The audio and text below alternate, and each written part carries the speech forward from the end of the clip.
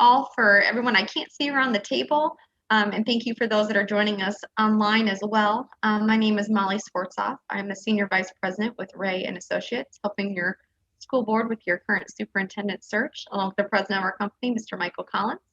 I do want to take a couple minutes and just remind everybody that there are candidate impression forms, both on the district website, and then when you log in to watch the video, you should be prompted as well. We're going to go ahead and get started here shortly. First, I'm going to turn the mic over to Dr. Gadsden and give him about 5 or 10 minutes to introduce himself and give a quick snapshot of who he is, and then we'll get started with the questions. So I am Timothy Gadsden. I'm the son of Timothy Gadsden Jr. and Betty Gadsden, and I'm the proud grandson of Alberta McLeod. I mentioned my 95-year-old grandmother because it was she who predicted I was going to be an educator, even when I didn't think I was going to be. I think a part of that is because we would play school when we were growing up, and my older sister was always the teacher, was always the student. So I didn't get that experience, and it just wasn't for me. But my grandmother would ask me to read to her mail, newspaper, articles that she was interested in, magazines, anything that she got. And so one day I jokingly said to her that I couldn't read. Well, my grandmother quickly scolded me and told me that not being able to read was no laughing matter. And she shared with me something that I didn't know, that she had to leave school early and work in the fields to help support her family in Georgia. And so she had very little formal education and could not read well. And so that was shocking to me as a young child to learn that my grandmother was virtually illiterate. And so my grandmother told me that being able to read was going to open doors for me. And she predicted that I was going to teach others. So fast forward, went to high school and just knew I wanted to focus on business and finance. And so I went off to Florida A&M University and became a business economics major. In my junior year, the dean of the College of Education called me and several other Black males from across the university to a meeting. And he shared with us that there was a need for more Black males in education. Well, we all looked at one another because we weren't ed majors and we really didn't know why he was telling us this. And he offered us a deal. He asked us, he actually said if we enrolled in secondary education courses, there was no need to change our majors. He would pay for our junior and senior year of school. And so being a business major, that was an awesome deal. And I accepted. Enrolled in secondary education courses, just knew that this was something I was doing to pay for my education and put a little money in my pocket. Graduated from Florida A&M University and got a job with Trust Company Bank. And that required me to sign a no-compete contract. Well, my mother got ill and I had to go home. And Trust Company Bank did not want to allow me out of my no-compete clause, even though I had not worked a day for them. They held the no-compete in force. And so not being wealthy at all, free and reduced lunch as a student, I had to work. So I went home and tried to figure out what I was going to do since I couldn't work in industry, and realized that I had that teacher certification that the dean had taught me into picking up. So I started teaching, not because I wanted to, because I had to, and fell in love with it. And realized it was a passion for me. And so I started teaching and left the traditional classroom in our district, got federal dollars for dropout prevention, and started teaching in the alternative education classroom and knew that that's what I wanted to do.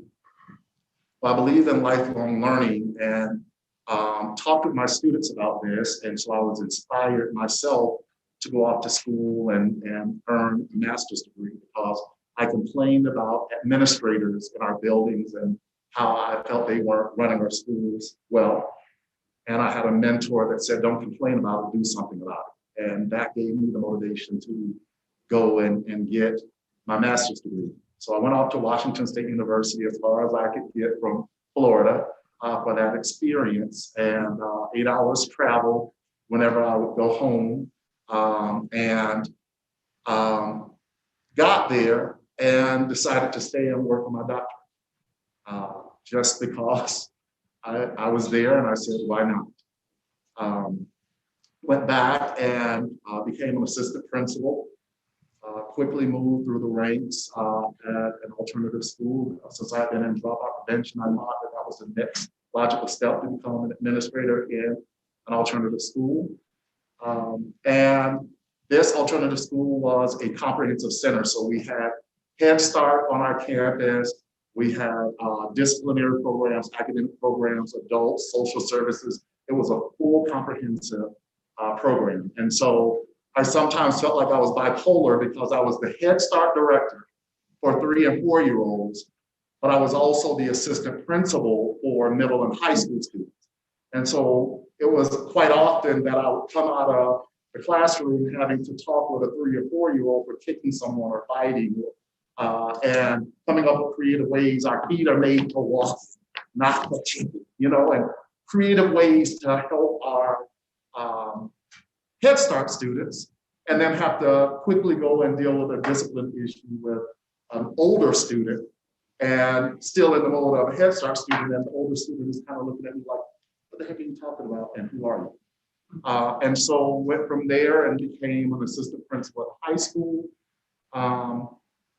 From there, principal at the high school level. I was quickly tapped, and I'd say kidnapped against my will because of the work that I had done as a principal turning around schools. The superintendent had a conversation with me about becoming the district director of secondary curriculum and how great it would be if I did it. And I was like, yeah, I got some stuff to do here, and I'm flattered that you would suggest that. And you say, oh no, this wasn't a request. I'm telling you that's what you're going to be doing. And so became the district director of secondary curriculum. Quickly became a chief transformation officer of a private transformation firm because I wanted to make a difference. Obama administration was offering school improvement grant, gave me a chance to see the United States, the Virgin Islands, and help leaders across the district. When those grants sunset, I became a director of operations in Austin, Texas. The superintendent took a job in Atlanta. I joined her in Atlanta, and my chief academic officer in Atlanta took a superintendency in Minnesota and brought me to Minnesota. One of the things that you'll find in my background is in every district that I have been in, I've impacted students. I've impacted adults. I've increased graduation rates. I've helped to improve student achievement.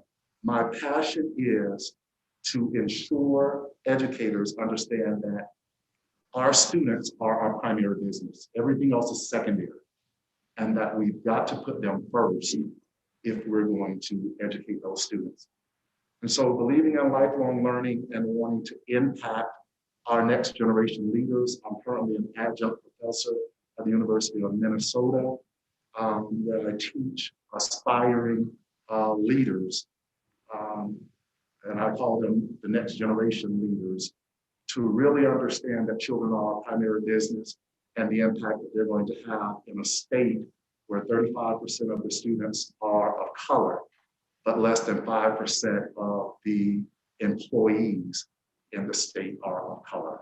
And that we've got to do something to change that, because students should see themselves in the educators that are serving them, so that they too can aspire to those positions.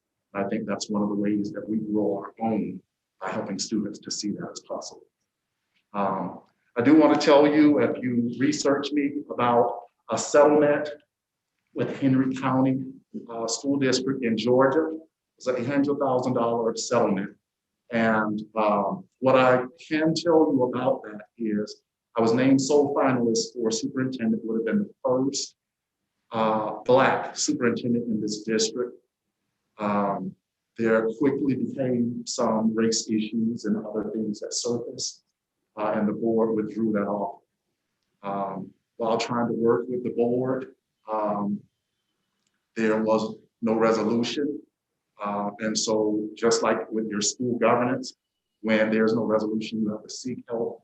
I sought help, and it led to an $800,000 settlement. Wonderful. We're going to go right into the questions, Dr. Getson, if you're ready for that. I am ready for that. All right. We've got about 35 minutes, so we'll jump right in. What has, and by the way, if you need me to slow down or repeat anything, just let me know. But what has the pandemic taught you about educational leadership? What was your biggest challenge, and what was the biggest opportunity? How have those things changed your vision and philosophy as a leader? So I think the pandemic has reinforced my understanding that patience is a virtue, and that change is constant. And so as educators, while we know that change is constant, we are very resistant to change. And we've had to make changes during the pandemic almost daily. It has restored my faith and my belief that teachers and school leaders do everything they can to do what's best for children, even when it causes them to do more work. And I have seen that in this work.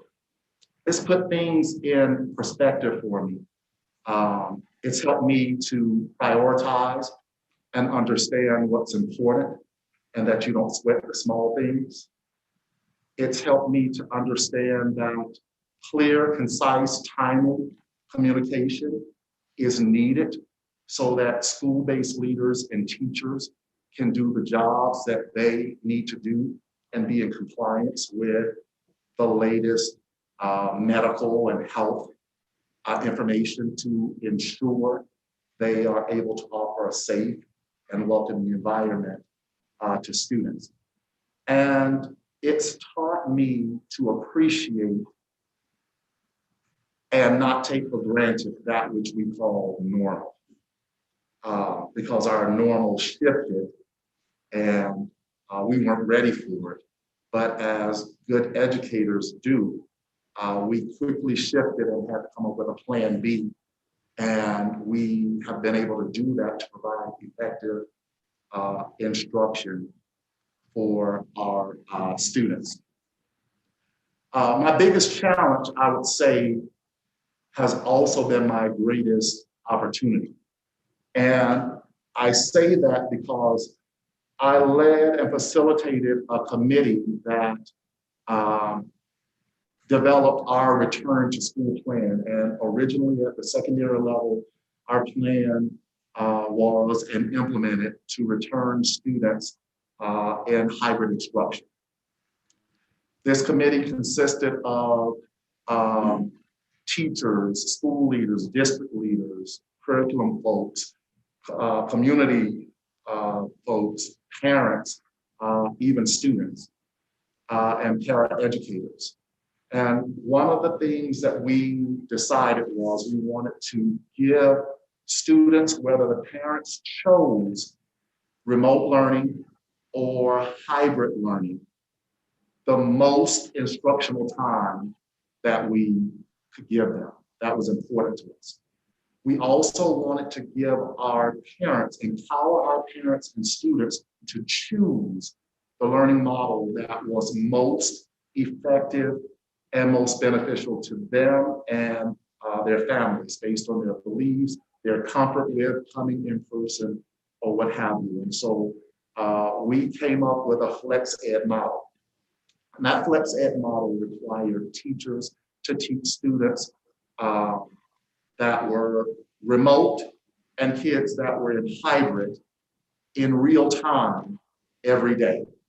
Partnering students who are at home with students who are in the classroom and providing activities that will move the instruction forward. And teachers and others were on board, and we felt that this was our biggest model. My challenge comes in visiting schools, talking with teachers, and talking with school leaders, and seeing the stress that our teachers and the work that it was causing our teachers, and also the stress and anxiety that it was causing for our students and our parents. Parents trying to manage and support the teacher at home while also trying to work, and the student needing support and sometimes not getting a timely response, and just a number of things came up with this implementation. So I believe in continuous improvement, and I knew that something needed to be done. I worked with our research and evaluation team, and we designed a process where we had focus group meetings with students, teachers, and parents separately. We wanted to better understand their perspectives and how our Flex Ed model was impacting them.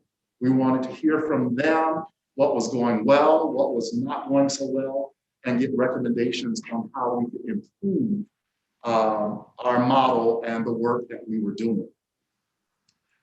In doing that and holding these focus group meetings, some things definitely jump out at us and recommendations for improving the process for teachers, students, and parents. And that comes our opportunity.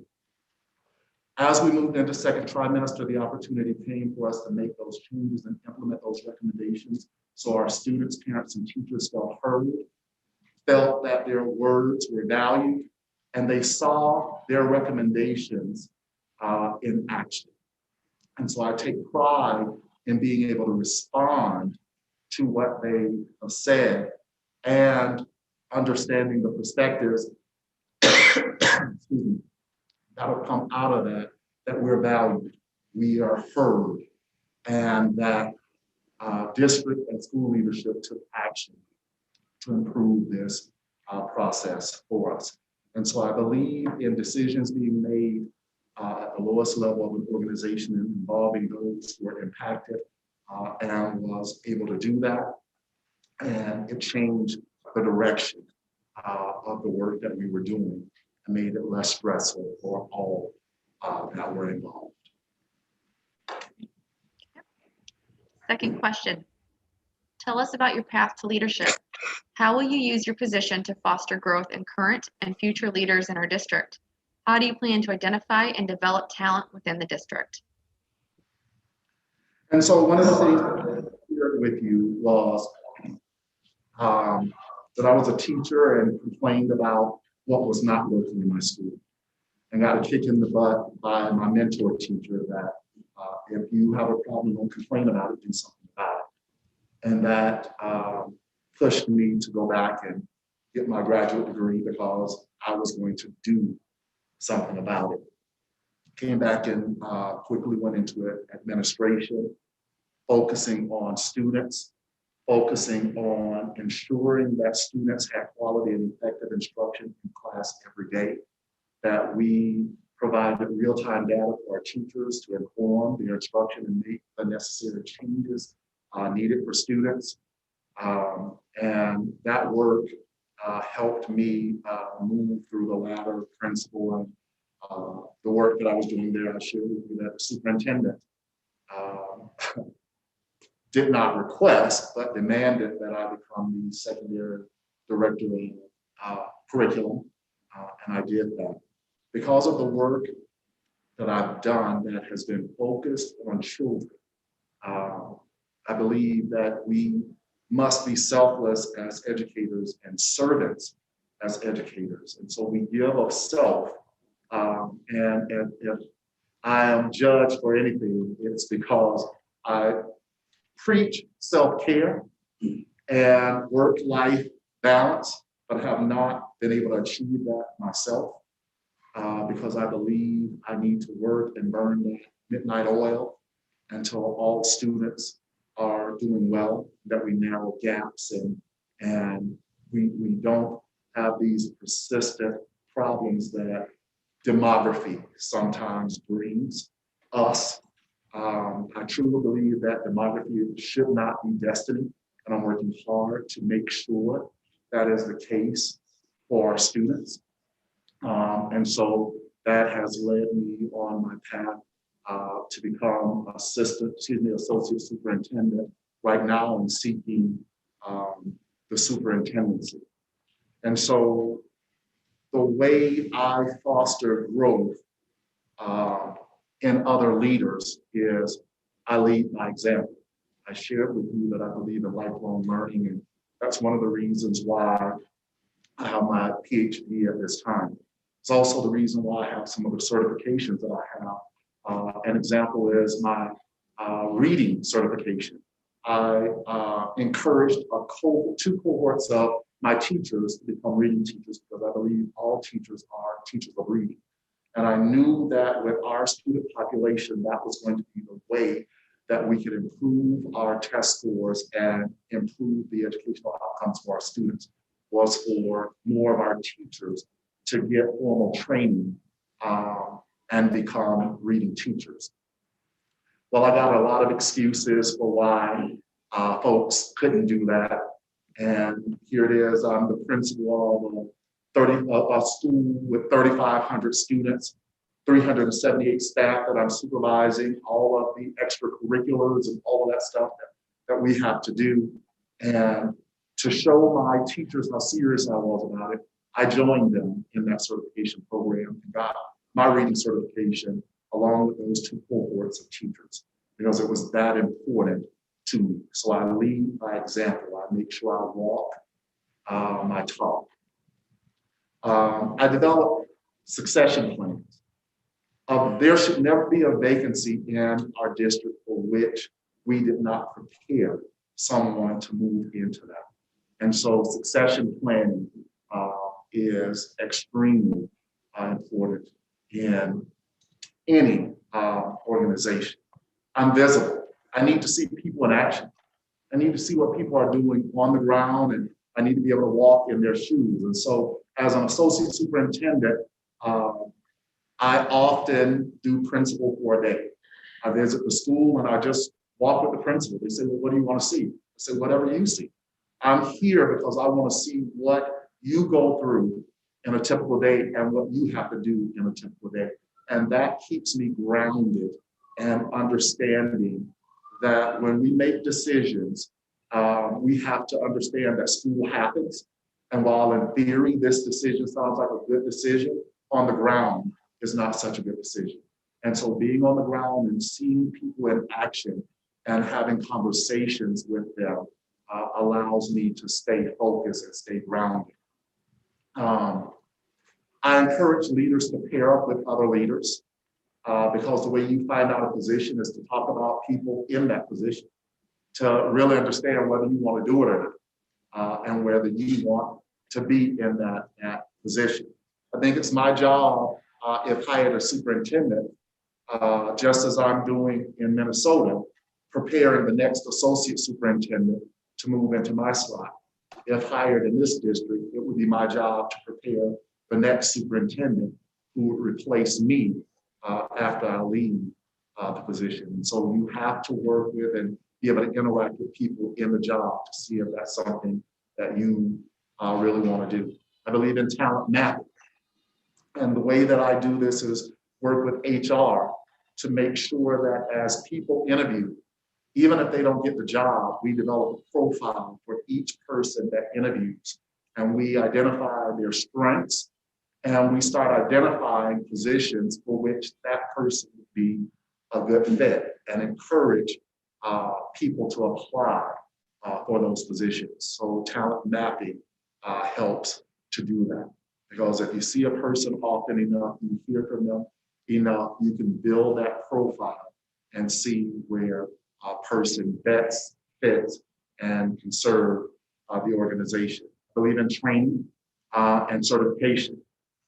So having an aspiring principals or an aspiring assistant principal program would be great. It's how I became an assistant principal and principal. I took part in aspiring superintendents programs to prepare myself to become a superintendent. And so I encourage people to participate in those programs as well, and try to provide the time and space for people to take advantage of those opportunities.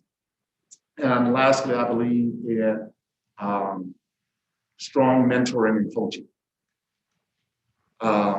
You have to have mentoring programs, and you've got to coach people up so that they can be most effective in the positions to which they aspire. And I always encourage people to make sure before they apply for a position, it's what they really want, because you just might get it. Sorry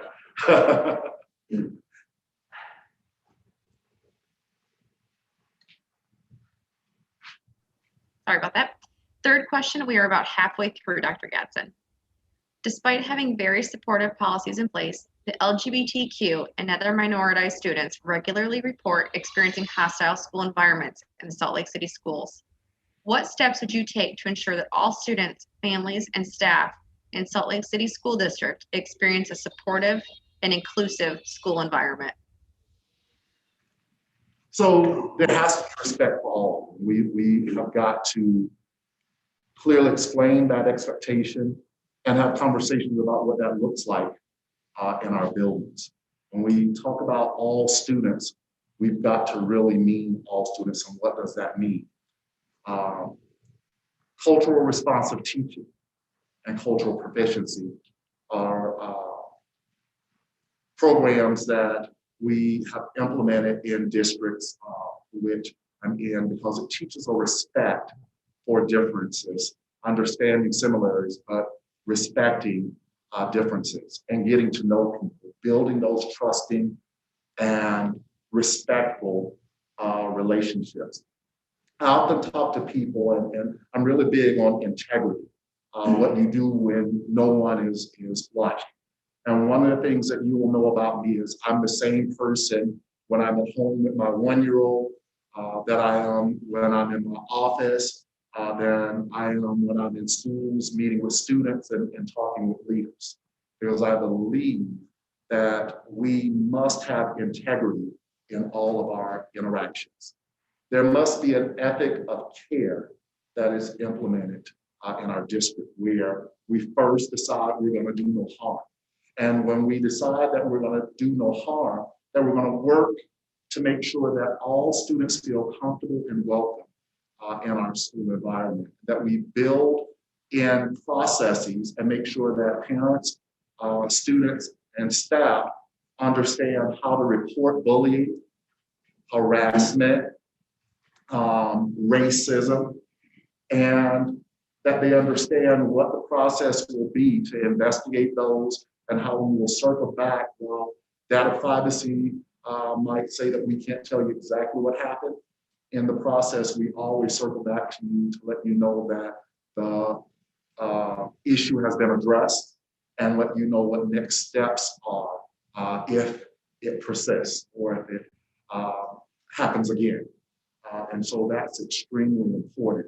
It's important that all students feel welcomed in our environment, that they are involved in respectful conversation, that we avoid microaggressions. An example is dealing with microaggressions in school.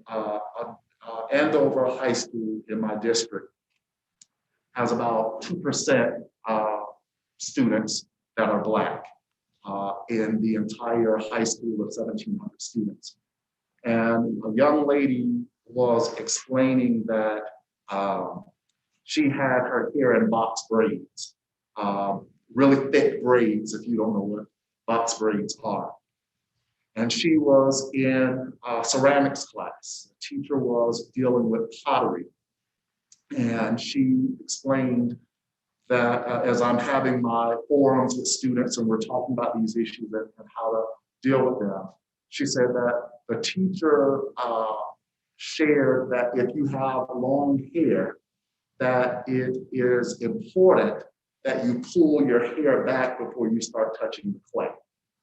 Because your hair gets in the clay gets in your hair, and those issues. And that was reasonable to me. I would think a teacher would do that.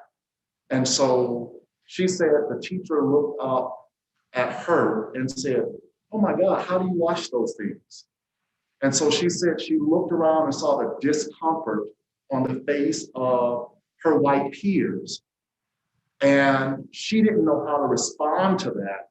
And she felt the teacher had put her out in front of these students. Her peers knew it, and no one knew how to deal with that situation. And so there has to be a process where even if she didn't report that and she didn't know that she should have reported it, someone in the class who witnessed that should have been able to report that as well, and then action taken to let that teacher know that that was not okay. And so we've got to make sure that we build a culture where students who are witness or victim know how to follow up and how to get the help to resolve the issue. Because I think about how helpless that student might have felt in that situation, that this isn't right and I don't know how to handle it. And I never want students to be in that position anywhere. Definitely not anywhere where I lead.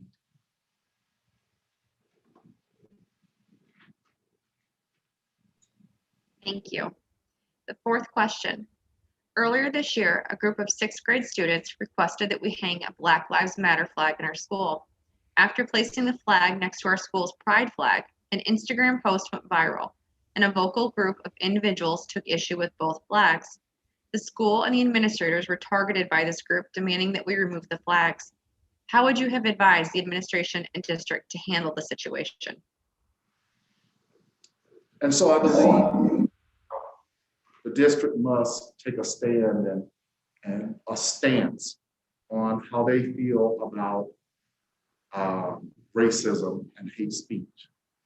And so we have been dealing with these situations in the very conservative school district that I lead in. And we have taken a position that it is okay to have that Black Lives Matter flag.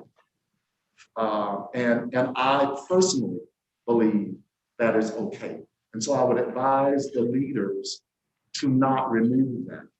And I would advise them to not remove the flag, because while I don't agree that in our professional capacity, we should be endorsing Black Lives Matter as an organization, I do believe that we must support the affirmation and declaration that Black lives do indeed matter.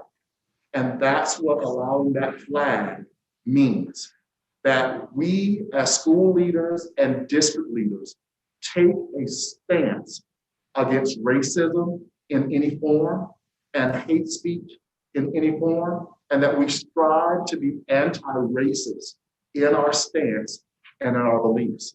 And so I would have talked with the board, I would have talked with those school leaders, and I would have impressed upon them to make a strong stance and support those students, because all means all, and those students need to feel welcome, those students need to feel supported, and those students need to know that we embrace them and that we truly do believe in the declaration and affirmation that Black lives do matter.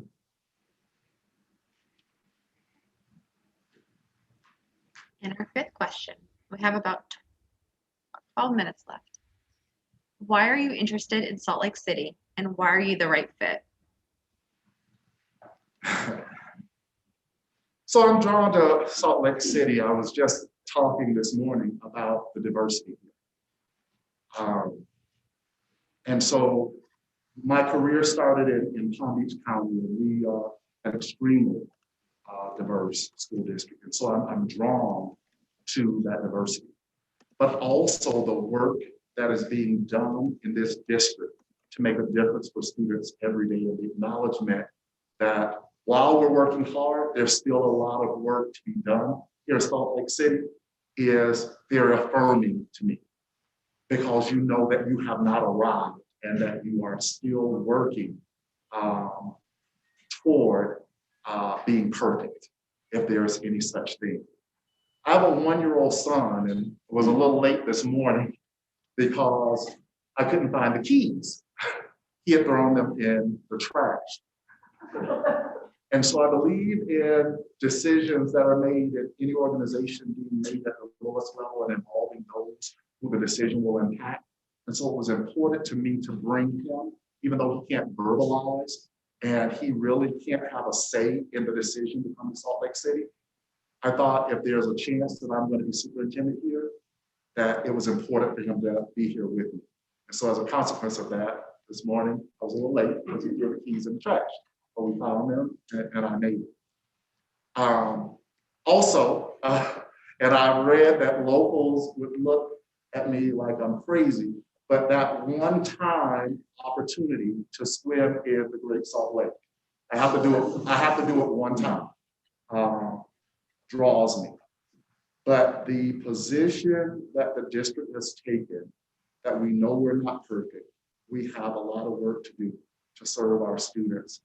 And the challenge of working to help diversify the workforce so that it is representative of our students is a challenge that I would like to accept and be a part of this team as we build a district where I want my son to go through school. And I think that there's no other way for a superintendent to show that he supports and believes in the district that he's leading in to put his children in that district. And that's something that I definitely plan to do if hired in the district. And so that's what draws me. That's what makes me want to be here. And to describe a good fit, I know candidates will typically compare Salt Lake City to other districts that they've worked in. To me, that devalues the uniqueness of the district to do that. And so to share with you why I think I'm a fit, I will tell you that I'm collaborative, that I'm student-oriented, that I believe in providing equitable access to students.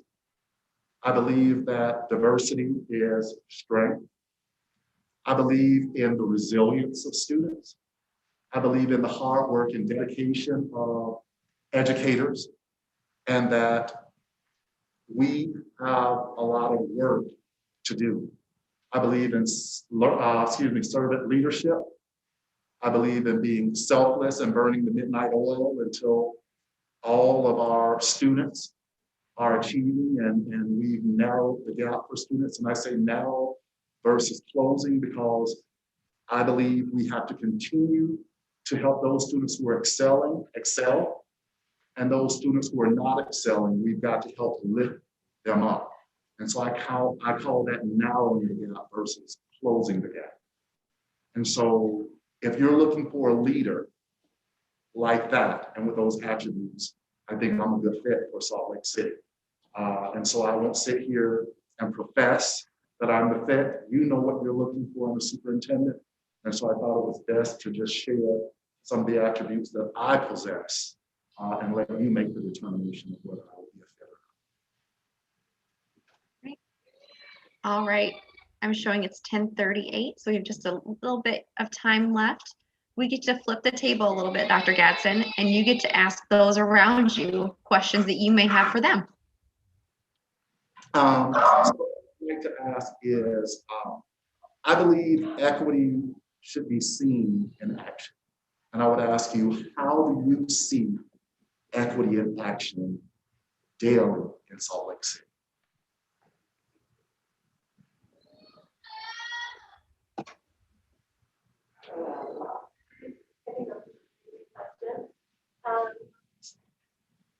I think we're pretty good at symbolic gestures of equity. And I think that you are looking at a group of administrators and school leaders, and I think our teachers also are incredibly equity minded and supportive of that, but there is this sense of fear. I mean, if you pay attention to what's going on in Utah right now, Salt Lake is kind of like a safe spot within larger area where it's a little scary to do equity work.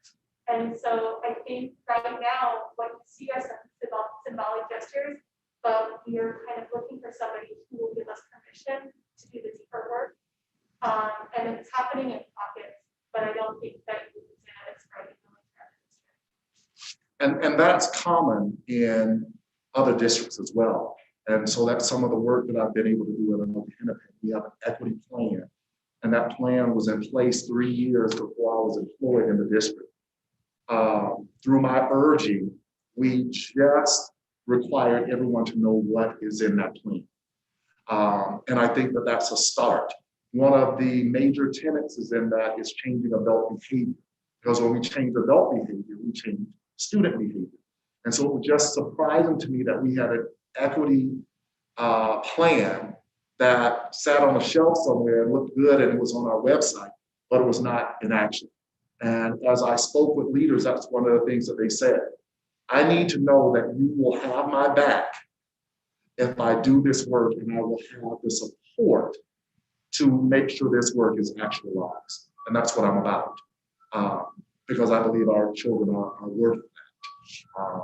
And so we've got to put ourselves on the line for it. And our board and superintendent have to be right there with you along the way.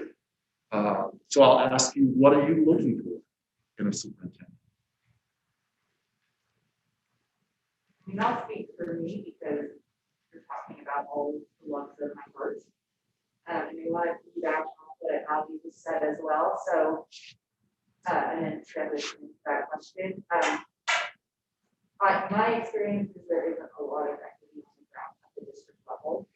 And I'm one person in the district who's doing a lot of grassroots. It's my school that underlies.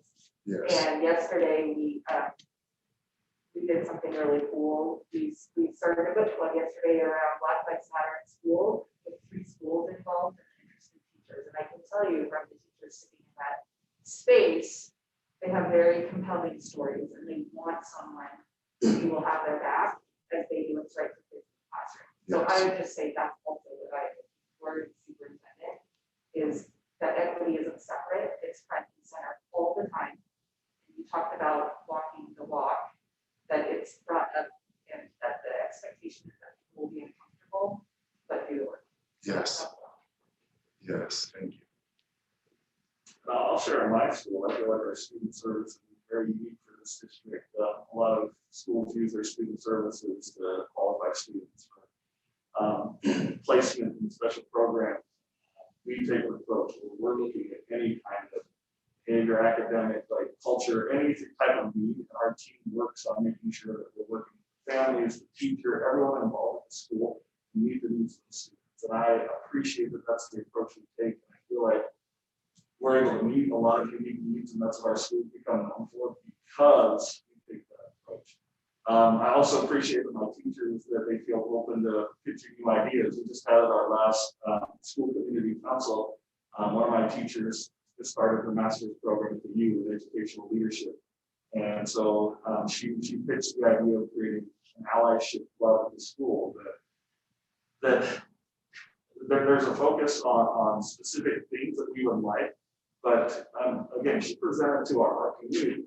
And the fact that the community was able to give their input and that they were just excited that we were looking at how can we support all of the uniqueness that we find in our boundaries, the kids come from out of boundaries, and create a safe space for all of them to feel like they are a part of our community, right? That it's okay. Like it was just a really cool thing to see how engaged our community became in that conversation. And again, it's because the teacher pitched that idea and was willing to share our information.